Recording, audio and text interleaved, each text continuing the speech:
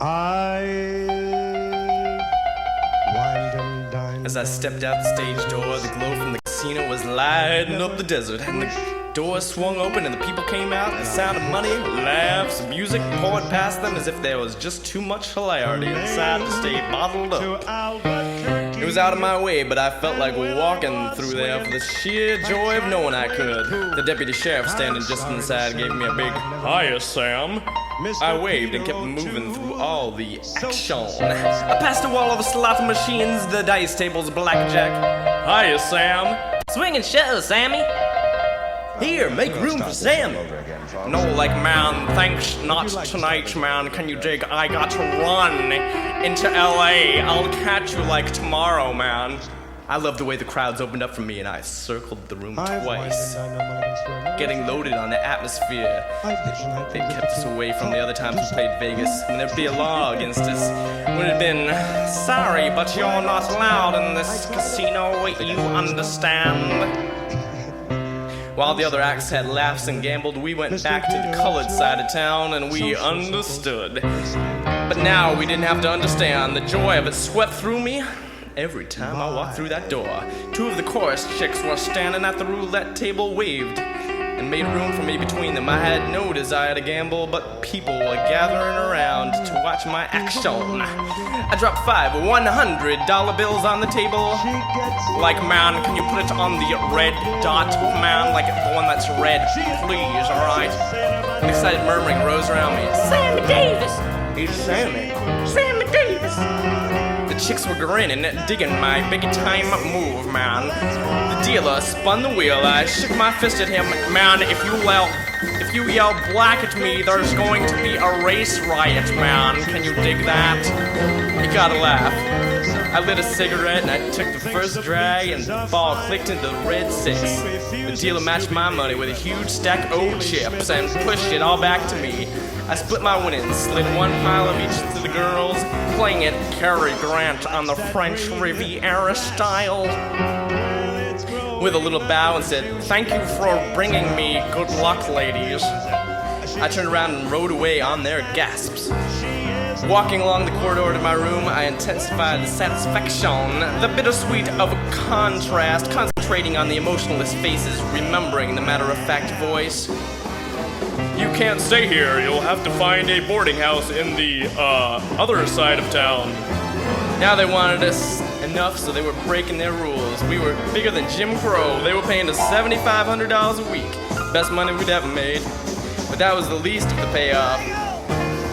It was as though a genie had materialized out of show business and said, "You're going to be a star, and anything you want is yours, man. Like, you're as good as Joe Schmo." And he handed us a solid gold key to every door that had ever been slammed in our faces. I sat in an easy chair in my living room, absorbing the acceptance, smoking a cigarette, enjoying the luxury of the suite, and picturing myself in the middle of it. I showered and called room service for a hamburger. There was a knock at my door. One of the chorus kids was standing there wearing a skin-tight blue jeans, if you know what I mean. I laughed. "They've got crazy room service here, man." She laughed too. She didn't understand the joke, but she laughed anyway. That was the part of it, man. When you're making it, you get laughs with a "Good morning, chickie baby." Charlie was waiting in the car in the front of the hotel.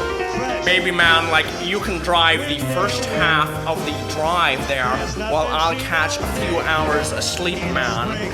I climbed in the back seat, got comfortable, and the car rolled down the strip toward the highway. I saw the big neon sign flashing my name across the desert. I could smell the brand new leather as I rested my face against it and kissed that expensive seat with all the love I had for everything it represented. I was glad to take over the driving. Nobody's invented the booze that will give you the kick like the first few times you drive your first Cadillac convertible. I pulled onto the highway and let the car swallow up the road. The sun was coming over the mountains, and I saw the night leaving, the day growing bigger, brighter every moment. It was one of those magnificent mornings when you can only remember the good things as always. Nothing as bad as ever happened. I would like to was do this actively medley of aware songs. that This first one.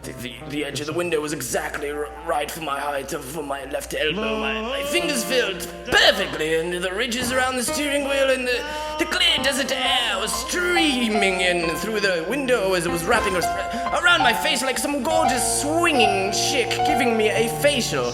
I turned on the radio and filled the car with music, and I heard my own voice singing, "Hey there." Oh God, what are the odds against turning a radio on and it's the exact station for the exact moment when the disc jockey's playing your first hit? For a second I was afraid I was getting so good that something had to happen to take it all away, but the car, the suite in Vegas, the hit record, and all what they symbolize, it was the start of a new life, and nobody had given it to me, so there wasn't anybody who could take it away. It all come from show business, and as long as God let me keep my talent, it would keep on coming. We were building any day, and any day now we'd break wide open, and I'd be a star, a real goddamn star. And nobody could ever again tell me, "Here, this is your corner of the world, stay there." And that would be it, man. That would be goddamn it. We were on a double-lane highway, the two cars going each way. A green car passed me, the first I'd seen in 10 minutes. At another time, I might have raced it, but I didn't need that jazz anymore. I was on my way to record my first movie soundtrack. It wasn't really being in pictures, but it was closer than I'd ever gotten before. I visualized myself driving through the Universal Studios in my own Cadillac convertible. The guard was tipping his hat. "Good morning, Mr. Davis. They're waiting for you on soundstage number 1. The green car was slowing down, but it wasn't pulling over. To the right, they had to stop for a flat or something. They were pulling over to the left. I knew there were women in it because I noticed their hats. Oops. Stay away from them, man. I moved into the right lane as fast as I could, but as I started moving into it, not all the way. She was straddling the two lanes. Now what the hell is she trying to do? Oh, she's trying to make a U-turn on the parkway? Or is she? Why else would she be slowing down? She must have missed her turn off. Well, go on, baby. If you're gonna do it, then do it. I got all the way over to the right and gave her the room she needed, but she didn't move. She stayed in the middle. A little to the left, a little to the right. Now it looked like she wanted to stop. Make up your mind, lady. She cut a sharp to the left, hooking and making a wide U-turn, then stopped, stretch out across both lanes like a roadblock. I had no choice but to use the oncoming lane to swing around her.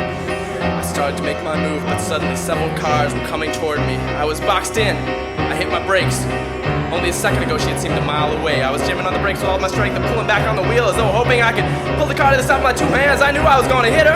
I cut the wheel as hard as I could. I tore the real fender, broken wheels, and brought electricity! Grinding, steel twisting, glass shattering, noise screamed all around me. I had no control. I was just there, totally consumed by it, unable to believe I was really in an automobile accident. I saw the impact spin her car completely around and hurl it out of sight. Then my forehead slammed against my steering wheel. As I felt pain, I saw my hand moving. I was stunned by the knowledge that I was still alive. I heard Charlie moaning in the back. Thank God he was alive too. I felt blood running down my face and into my eyes like it had a couple times in the army when I'd been hit over the head. But I could hardly see. But I knew I'd be okay as soon as the blood cleared away. I was afraid to see what happened to Charlie. When I turned around, he was trying to get up off the floor. Like, Charlie, man, like, are you okay? I opened my door and got out to help him, reached in the back seat and took a hold of his arm. When he stood up, I could see his jaw hanging loose and blood coming out of his mouth. Oh God, like, Charlie, man, I'm very sorry about this. Please forgive me, man. I'm sorry, man. Cars were stopping, the people were running out of the diner and gas station. Someone said, "It's Sammy Davis." I started up the road to see what had happened to the women, but a soldier stopped me. "They're all right over there. Better get you to hospital." "I'm okay, my friend's hurt." I pulled the soldier over to Charlie. He had both of his hands in his mouth and blood was pouring through his fingers. I put my arm around him. "It's going to be all right, man. Don't worry. It will be okay." He looked up and made horrible choking sounds, trying to speak. He pointed to my face, closed his eyes and moaned. I reached up. As I ran my hand over my cheek, I felt my eye hanging there by a string. Frantically, I tried to stuff it back in, like if I could do that, it would stay there and nobody would know. It would be as though nothing had happened. The ground went out from under me and I was on my knees. "Don't let me go blind. Please, God, dude, don't take it all away.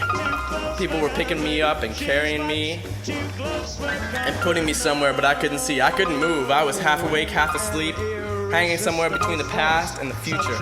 But there was no future anymore. All the beautiful things, all the plans, the laughs, they were lying out there, smashed just like a car. The doors were going to close again. The people who had been nice when I was somebody would turn away from me. None of them were going to say, "Hiya, Sam," anymore. I heard a siren. There was movement under me. I knew I was in an ambulance. Can it really happen this way? 26 years of working and taking it and reaching. Was that all for nothing? Could you finally get it and blow it so fast? Was that little touch all there was for me for my whole life? Am I never going to be a star? They're going to hate me again.